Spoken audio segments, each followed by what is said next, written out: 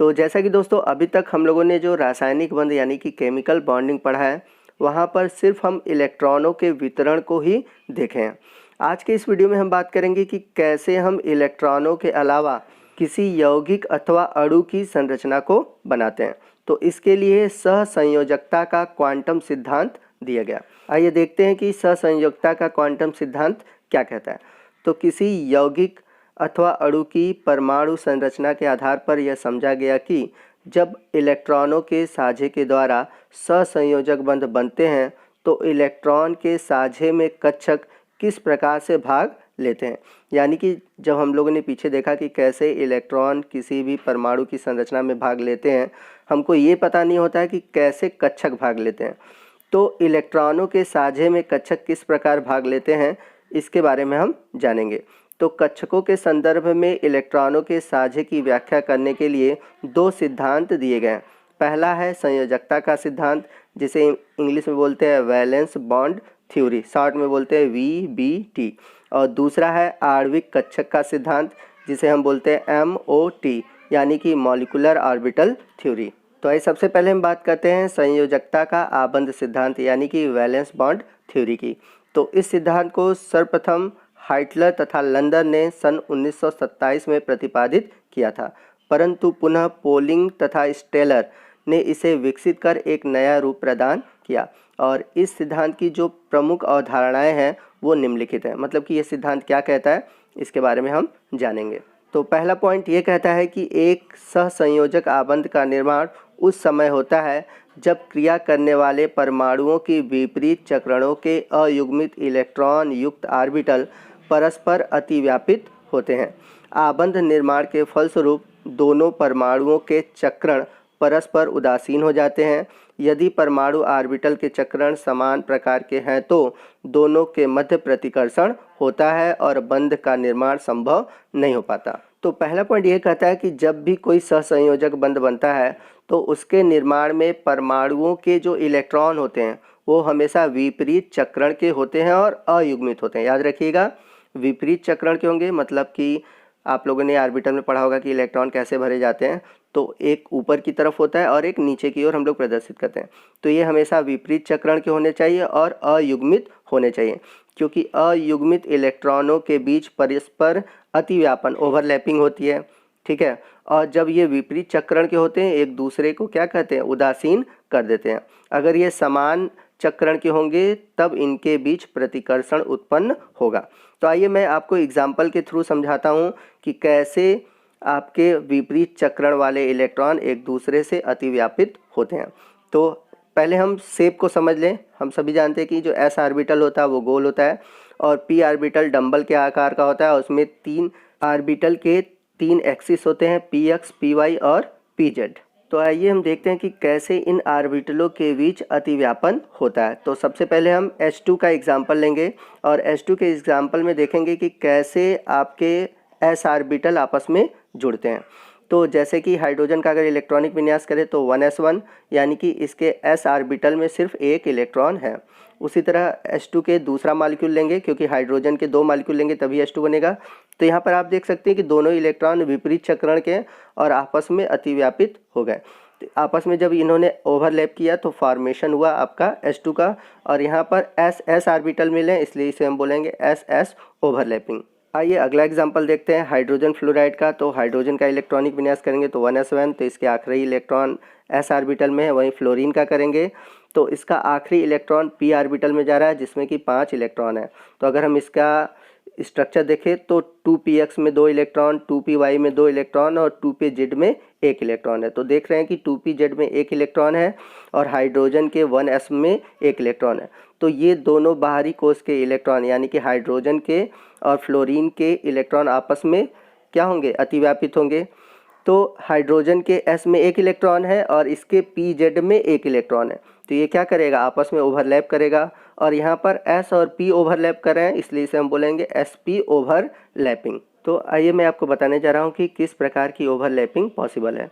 तो SS आपस में ओवरलैप कर सकते हैं और SP आपस में ओवरलैप कर सकते हैं, लेकिन आप जो नीचे की तरफ ओवरलैपिंग देख रहे हैं ये पॉसिबल नहीं है।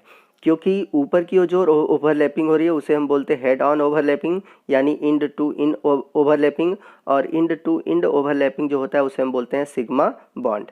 परंतु एस और पी के बीच साइड ओवरलैपिंग पॉसिबल नहीं होता। याद रखिएगा केवल इनमें इंड टू इंड ओवरलैपिंग होता है।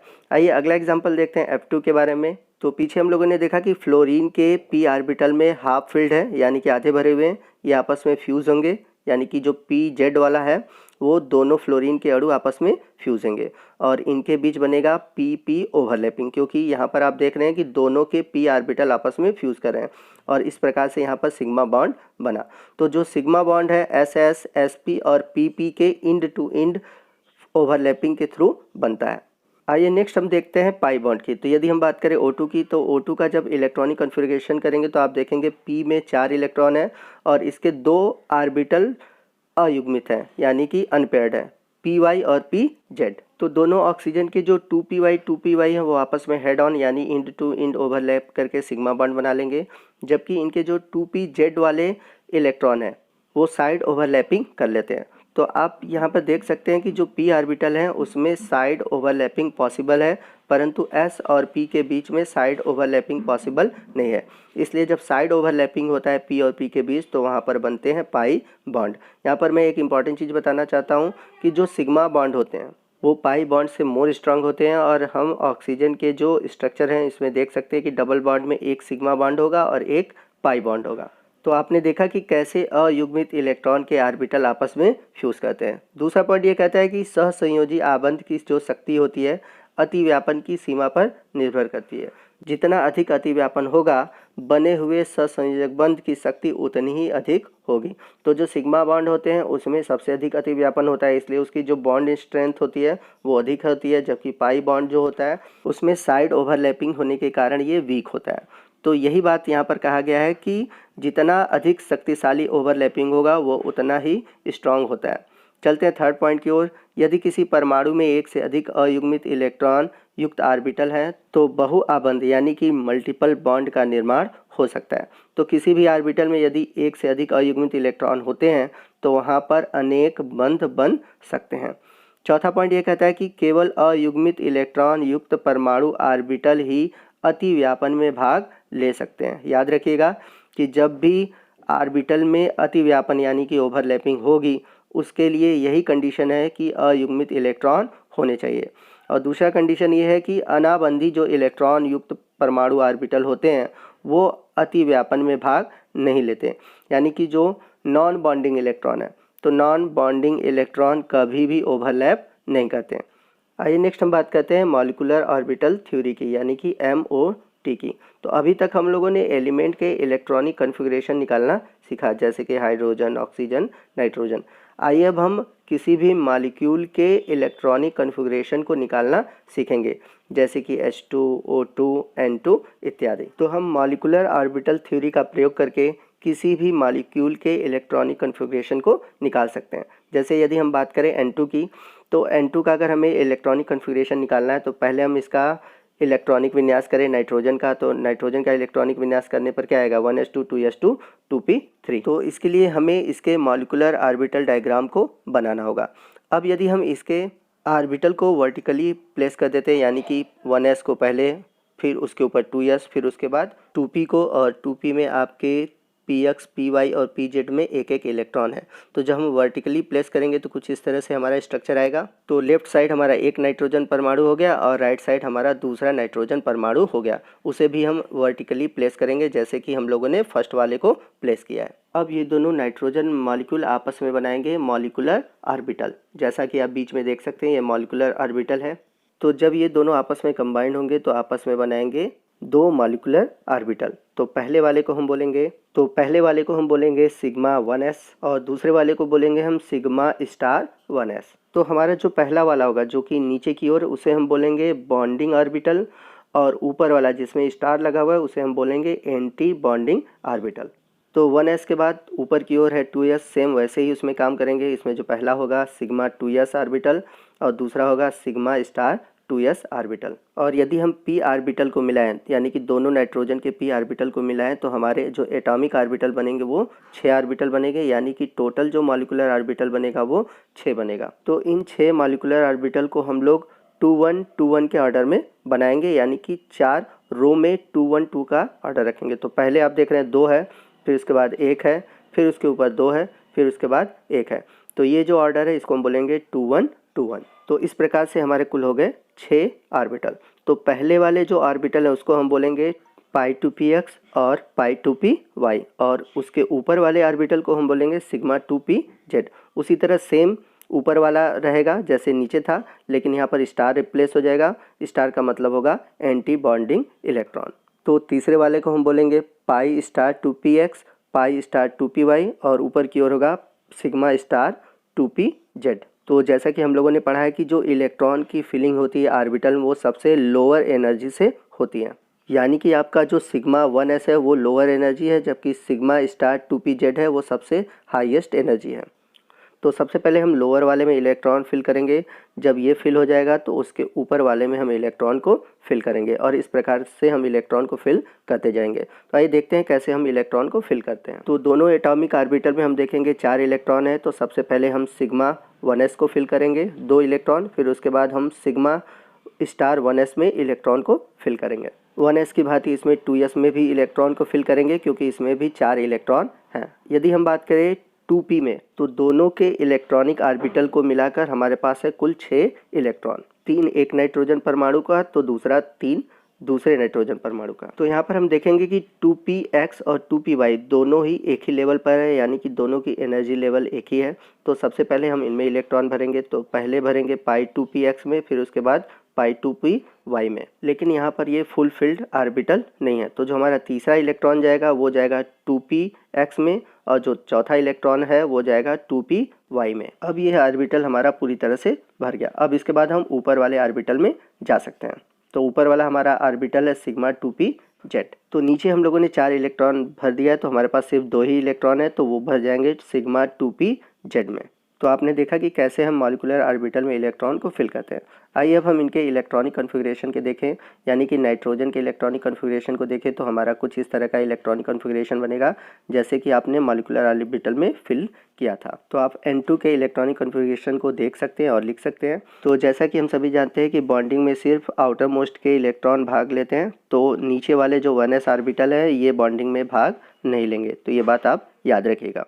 आइए नेक्स्ट हम बात करते हैं स्टेबिलिटी ऑफ मॉलिक्यूल, यानी कि हमारा जो मॉलिक्यूल है वो स्टेबल है या नहीं। अब हमने ये देखना है कि जो बना हुआ मॉलिक्यूल है वो स्टेबल है या फिर नहीं। तो इसके लिए हम सबसे पहले देखेंगे नंबर ऑफ बॉन्डिंग इलेक्ट्रॉन यानी कि Nb, और उसके बाद देखेंगे number of anti bonding electron यानी कि Na। तो हम देखेंगे कि जो आउटर मोस्ट सेल है उसमें जो बिना स्टार वाले इलेक्ट्रॉन है वो हैं बॉन्डिंग इलेक्ट्रॉन जिनकी संख्या N2 में 8, और जो स्टार वाले इलेक्ट्रॉन है इनकी संख्या है 2, यानी कि एंटी बॉन्डिंग इलेक्ट्रॉन की संख्या है 2।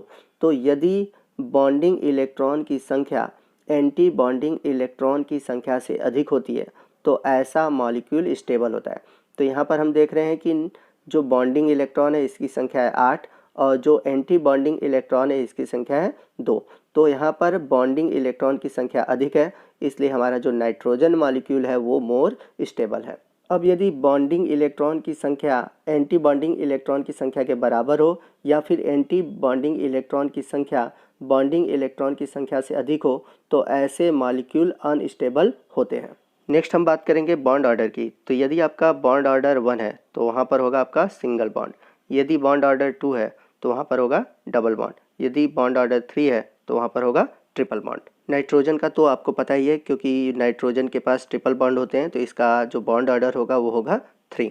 बट इसे हम कैसे निकालेंगे, तो इसके लिए एक फार्मूला होता है, मैं आपको फार्मूला बता देता हूँ। तो बॉन्ड ऑर्डर इक्वल टू होता है 1/2 number of bonding electron minus number of anti bonding electron. तो N2 में आपने देखा था कि नंबर ऑफ बॉन्डिंग इलेक्ट्रॉन थे 8 और number of anti bonding electron थे 2। तो जब हम इसे सॉल्व करेंगे तो हमारा बॉन्ड ऑर्डर आएगा 3। तो जिस भी यौगिक के जो बॉन्ड ऑर्डर होते हैं वो अधिक होते हैं उसमें मोर स्ट्रेंथ होता है। जैसे कि नाइट्रोजन में बॉन्ड ऑर्डर 3 है तो ये मोर स्ट्रेंथ है, जबकि हाइड्रोजन में बॉन्ड ऑर्डर जो है वो 1 है तो ये लेस स्ट्रेंथ है। तो जितना अधिक आपका बॉन्ड ऑर्डर होगा उतनी अधिक स्ट्रेंथ होगी। नेक्स्ट हम बात करेंगे पैरामैग्नेटिक और डाईमैग्नेटिक की। तो पैरामैग्नेटिक डाईमैग्नेटिक क्या होता है हम आगे आने वाले वीडियो में जानेंगे। यहाँ पर हम जानेंगे कि कैसे हमें पता चलेगा कि कोई एलिमेंट पैरामैग्नेटिक है या फिर डाईमैग्नेटिक। तो यदि किसी मॉलिक्यूलर ऑर्बिटल में अयुग्मित इलेक्ट्रॉन होंगे तो वो होगा पैरामैग्नेटिक, और यदि हर एक इलेक्ट्रॉन पेयर्ड हो तो वो होगा डाईमैग्नेटिक। तो अभी आपने पीछे देखा कि नाइट्रोजन में सभी पेयर्ड इलेक्ट्रॉन थे, तो नाइट्रोजन क्या हो जाएगा हमारा डाईमैग्नेटिक। तो पैरामैग्नेटिक क्या होता है, डाईमैग्नेटिक क्या होता है, मैं आने वाले वीडियो में आपको बताऊंगा। बस यहाँ पर आप जानिए कि कैसे हमें पता चलेगा कि कोई एलिमेंट पैरामैग्नेटिक है या फिर डाईमैग्नेटिक। आइए यहाँ पर कुछ और चीज़ें जान लेते हैं। जैसे कि N2 पॉजिटिव है तो इसका मतलब क्या हुआ, इसका मतलब ये हुआ कि एक नाइट्रोजन के पास पॉजिटिव चार्ज है। तो जिस नाइट्रोजन के पास पॉजिटिव चार्ज है उसके पास एक इलेक्ट्रॉन की कमी है, तो इस नाइट्रोजन के पास होंगे 6 इलेक्ट्रॉन। वही हम बात करें N2 निगेटिव की, तो यहाँ पर एक नाइट्रोजन जो है, एक नाइट्रोजन पर एक इलेक्ट्रॉन ऋणात्मक है, यानी कि इस पे एक इलेक्ट्रॉन की अधिकता है। तो इसके पास होंगे 8 इलेक्ट्रॉन, क्योंकि नाइट्रोजन के पास 7 इलेक्ट्रॉन होते हैं। अगर एक इलेक्ट्रॉन बढ़ा दे तो कितने हो जाएंगे, 8 इलेक्ट्रॉन। वही हम बात करें N2 निगेटिव की, तो यहाँ पर दोनों नाइट्रोजन के पास एक एक निगेटिव चार्ज होंगे। तो इस प्रकार दोनों नाइट्रोजन के पास कितने इलेक्ट्रॉन हो जाएंगे, 8 इलेक्ट्रॉन हो जाएंगे। तो ये भी चीज़ आप याद रखिएगा, क्योंकि आने वाले स्ट्रक्चर में हमें इसकी ज़रूरत पड़ेगी। तो जैसा कि आपने मॉलिक्यूलर ऑर्बिटल डायग्राम पढ़ा तो सभी के लिए सेम है, बट कुछ इसके अपवाद हैं, जैसे कि O2 F2 Ne2। तो यहाँ पर ये मॉलिक्यूलर ऑर्बिटल थ्योरी फॉलो नहीं करता। जैसे कि सभी में अगर हम पढ़ेंगे तो आएगा 2 1 2 1 P के लिए, बट यहाँ पर O2 F2 Ne2 के लिए आएगा 1 2 2 1। तो ये कुछ अपवाद हैं जो कि मॉलिक्यूलर ऑर्बिटल थ्योरी को फॉलो नहीं करते। तो यहाँ पर मैंने मेंशन कर दिया है, ये आपके सिलेबस में नहीं है। तो दोस्तों आने वाले वीडियो में हम जितने भी टॉपिक आज पढ़े हुए हैं, जिनको मैंने शॉर्ट में बताया, उसे हम डिटेल में जानेंगे। तो आज के वीडियो में बस इतना ही, मिलते हैं अगले वीडियो में अगले टॉपिक के साथ। तब तक के लिए जय हिंद, जय भारत।